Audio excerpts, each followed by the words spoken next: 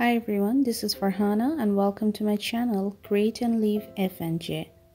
আজকের এই ভিডিও রেসিপিতে আমি বেশ কিছু রান্নার কৌশল আপনাদের সামনে উপস্থাপন করেছি যা আপনারা অবলম্বন করলে খুব সহজেই বাংলাদেশের ফার্মের মুরগি অথবা প্রবাসে অর্থাৎ বিদেশে যে ইনঅর্গানিক অথবা ফ্রেশ চিকেনগুলো পাওয়া যায় তা খুব সহজেই রান্না করতে পারবেন একেবারে দেশীয় স্বাদে। তাছাড়া রান্নার পরে মাংসের যে একটা উটকো গন্ধ থাকে সেই গন্ধটাও থাকবে না। এই রান্নার ভিডিওটিতে কোনো রকমের ম্যারিনেশনের প্রয়োজন হবে না এবং বাড়তি কোনো মশলা অর্থাৎ স্পেশাল কোনো মশলাও আমি ব্যবহার করিনি। আরও ভিডিও দেখতে আমার ইউটিউব চ্যানেলটি ভিজিট অথবা সাবস্ক্রাইব করতে পারেন। সাবস্ক্রাইব করবার পরে বেল চিহ্নটি ক্লিক করতে ভুলবেন না। এছাড়া আমার ফেসবুক পেজটি লাইক অথবা ফলো করে সাথেই থাকুন। উপকরণ: পেঁয়াজ কুচি 2 কাপ, ধনে অথবা ধনিয়া গুঁড়া 3 চা চামচ, জিরা গুঁড়া 2 চা চামচ, শুকনো মরিচ গুঁড়া 2 চা চামচ, হলুদের গুঁড়া 1.5 চা চামচ, দারচিনি টুকরা 5টি, প্রতিটি লম্বায় 2 ইঞ্চি, এলাচ সাদা অথবা সবুজ 5টি, আস্ত লবঙ্গ 4টি, তেজপাতা বড় আকারের 2টি মাঝ বরাবর টুকরা করে নিয়েছি, আদা বাটা 2 চা চামচ, রসুন বাটা 2 চা চামচ, লবণ স্বাদমতো। রান্নার পাত্রে প্রয়োজন মতো সাদা রান্নার তেল নিয়ে নিয়েছি। আমি এখানে ব্যবহার করছি প্রায় 5 টেবিল চামচ পরিমাণের তেল। গরম তেলে দিয়ে দিয়েছি পেঁয়াজ কুচি 2 কাপ পরিমাণের। এবারে ভালো করে নেড়ে চুলার আঁচ মাঝারি রেখে বাদামি করে পেঁয়াজ কুচিগুলো ভেজে নেব। 5 মিনিট পরে পেঁয়াজ কুচিগুলো বাদামি বর্ণ ধারণ করা শুরু করেছে। এবারে এতে দিয়ে দেব বাটা মশলা 2 চা চামচ পরিমাণের আদা বাটা এবং 2 চা চামচ পরিমাণের রসুন বাটা। এরপরে দিয়ে দিচ্ছি আস্ত তেজপাতা, এলাচ, দারচিনি এবং লবঙ্গ। চুলার আঁচ মাঝারি এবং সর্বনিম্নের মাঝামাঝি করে অনবরত নেড়ে 2 থেকে 3 মিনিট ভালো করে সবগুলো উপকরণ ভেজে নেব।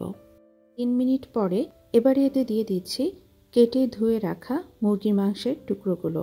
আমি যে মুরগিটি ব্যবহার করছি তা কেটে ধুয়ে পরিষ্কার করে নেয়ার পরে ওজনে মোট আছে 1 কেজি 100 গ্রাম। চুলার আঁচ মাঝারি এবং সর্বোচ্চের মাঝামাঝি রেখে এভাবে নেড়ে খুব ভালো করে মাংসের টুকরোগুলো মশলার সাথে ভেজে নেব প্রায় 5 থেকে 7 মিনিটের জন্য। 5 মিনিট পরে দর্শক দেখতে পাচ্ছেন মাংসের রং কিন্তু সাদাটে বর্ণ ধারণ করেছে এবং মাংসটাও ভাজা হয়ে গেছে এবং মাংস থেকে পানি কিন্তু ওভাবে বেরিয়ে আসেনি, কারণ আমি তাপমাত্রাটা অনেক বেশি রেখেছিলাম।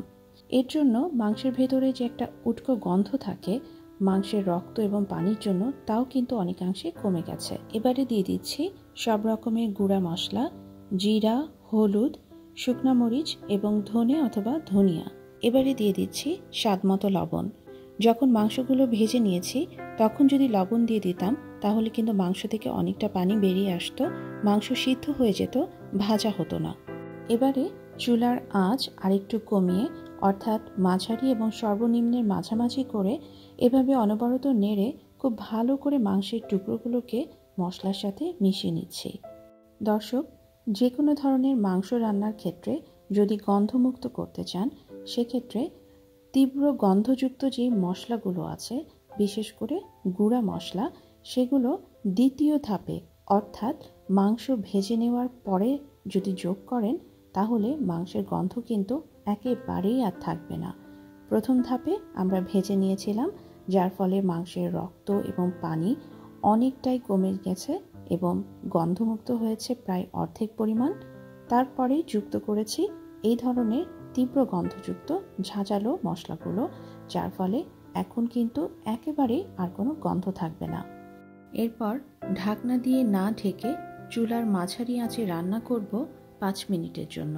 5 মিনিট পরে ঢাকনা দিয়ে ঢেকে চুলার আঁচ মাঝারি করে রান্না করব 7 মিনিটের জন্য।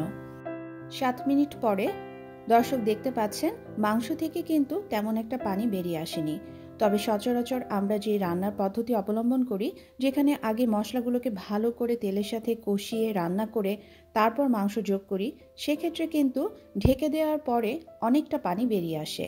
কিন্তু আমরা প্রথমেই মাংসটাকে ভালো করে ভেজে নিয়েছিলাম। এরপর আবারও ঢাকনা দিয়ে ঢেকে চুলার আঁচ মাঝারি করে রান্না করব 5 মিনিটের জন্য।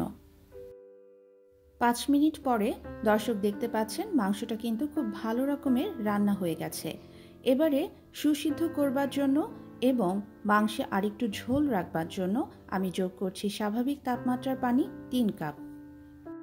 ঝোলের পানি দেওয়ার পরে আলতো করে নেড়ে মাংস এবং মশলার সাথে পানি মিশিয়ে নিচ্ছি। ঝোলের পানিটা যখন ফুটে উঠেছে তখন ঢাকনা দিয়ে ঢেকে চুলার আঁচ মাঝারি এবং সর্বোচ্চের মাঝামাঝি করে রান্না করব 10 মিনিটের জন্য। 10 মিনিট পরে ছিটিয়ে দিচ্ছি ভেজে তেলে রাখা জিরার গুঁড়া 1 চা চামচ এবং গরম মশলার গুঁড়া 1 চা চামচ পরিমাণের। আলতো করে নেড়ে গরম মশলার গুঁড়া এবং জিরার গুঁড়া মাংসের সাথে মিশিয়ে নিচ্ছি। আর একটু ঝাল করতে এবং একটি কাঁচামরিচের খুব সুন্দর গন্ধ আনতে এই পর্যায়ে যোগ করছি 2টি বড় আকারের কেটে রাখা কাঁচামরিচ। কাঁচামরিচের টুকরোগুলো আলতো করে ঝোলের পানির সাথে ভালো করে মিশিয়ে নিচ্ছি। এবারে ঢাকনা দিয়ে ঢেকে চুলার আঁচ সর্বনিম্ন করে রান্না করব 5 থেকে 7 মিনিটের জন্য।